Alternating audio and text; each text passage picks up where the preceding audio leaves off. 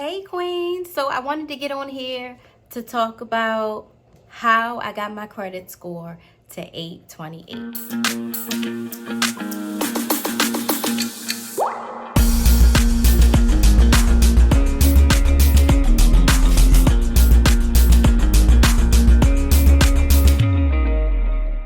Now, in the world of credit, this is a very big topic for people, and people want to know, right? So because people want to borrow money for their businesses, people want to buy homes. So for me, I started building my credit a long time ago when I was 19 years old. I missed out on a grant when I was in college, financial aid. So I had to take out a loan, which was $3,000. And I only used $1,500 of it. The additional $1,500, they sent it to me. I sent it back because I understood very early on, because my sister taught me and because my mother had A1 credit.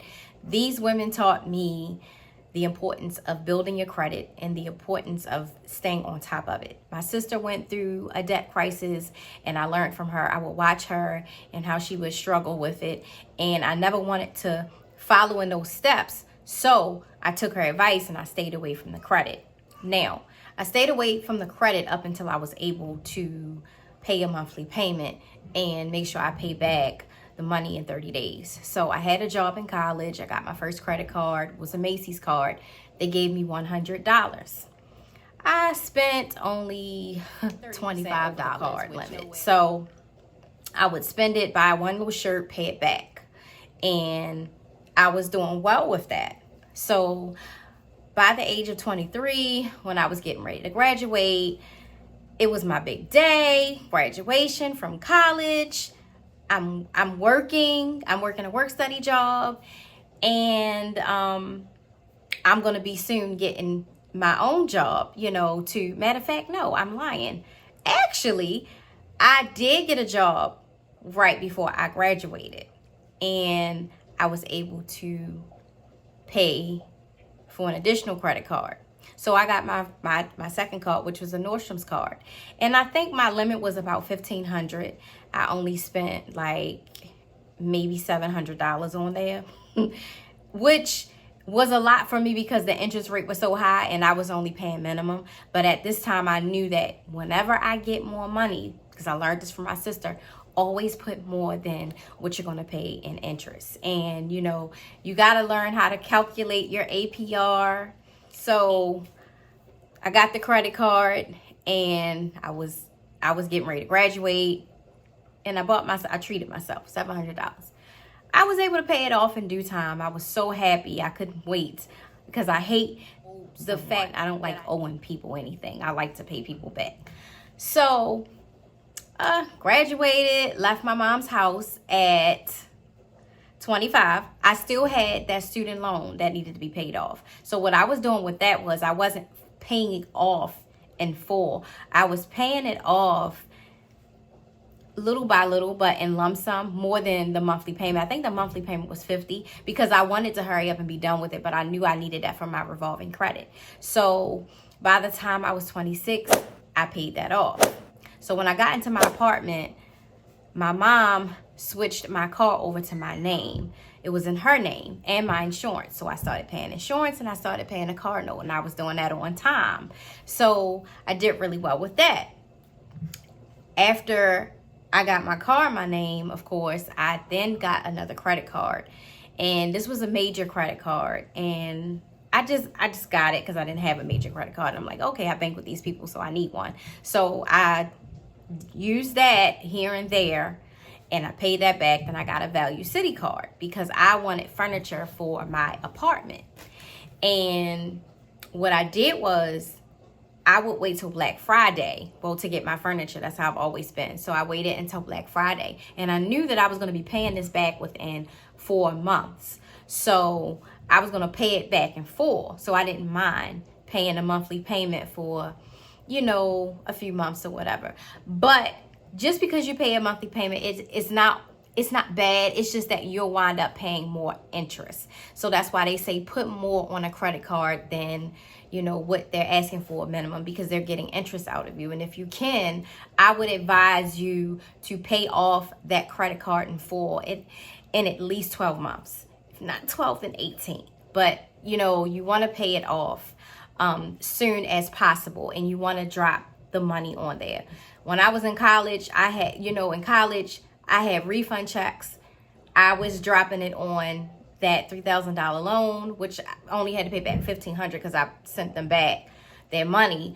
But even when I moved on my own, I was getting income tax checks, you know, and instead of getting that nice bag, or instead of getting those, you know, nice shoes, I was paying those credit cards off because I knew that this is important and it was building my credit. So by the time I was 27, I was getting ready to buy my house. And my credit score was a 767. So it was really good. And I needed that because the lenders are not going to lend me anything if I don't have good credit.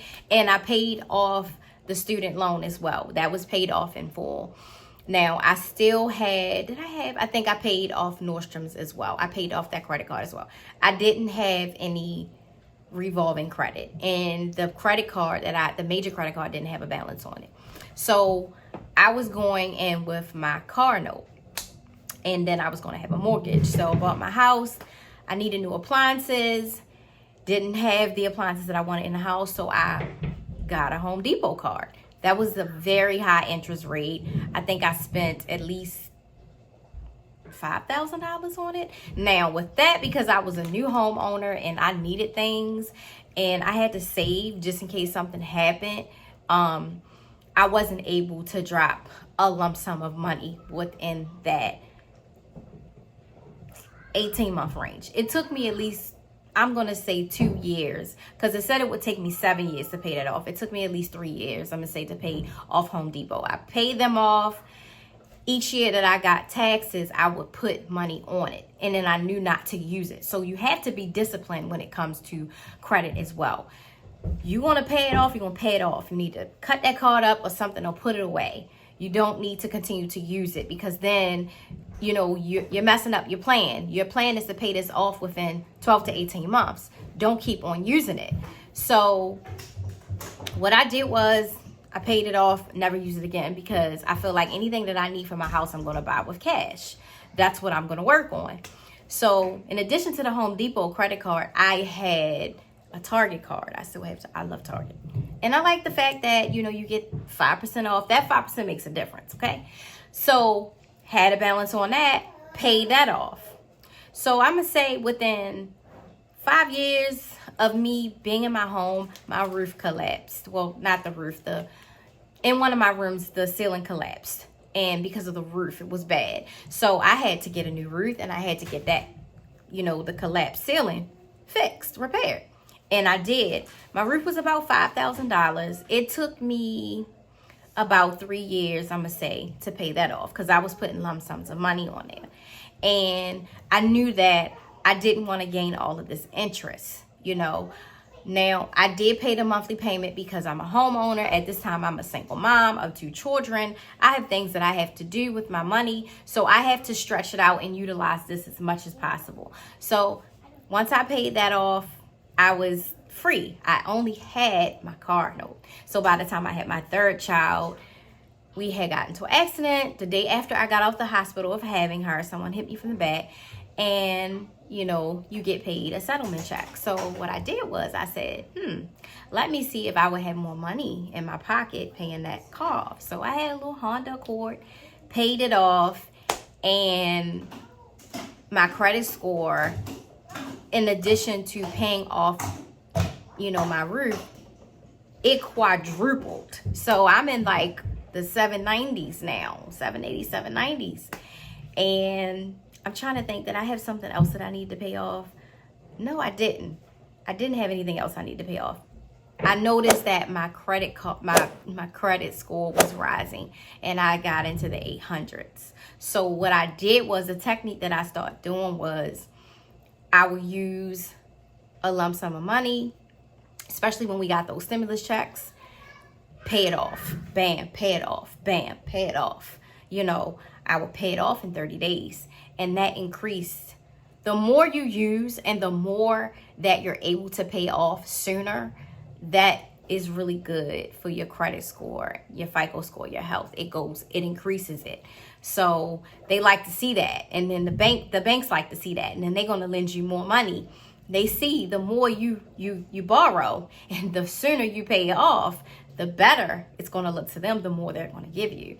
And that's how it pretty much works. So that's how I got my credit score to 828. And, you know, it's going to fluctuate sometimes, you know, and that's okay depending on your credit usage. You know, you just in 30 days or within that 12 to 18 month range, make sure you're paying that off, because you don't want to go over 30% of a credit card for usage, your credit period. And then you don't want to accumulate all of that interest because you're paying the credit. That's why they want to give you the money, because they know, like, oh, they gonna get this minimum pay. I'm gonna get this money off of them. This gonna take you, if you notice, it'll tell you, you are expected to pay this off in 7 years. No, I'm not. I will be paying this off in 1 year, 2 or 2 years, and that's it.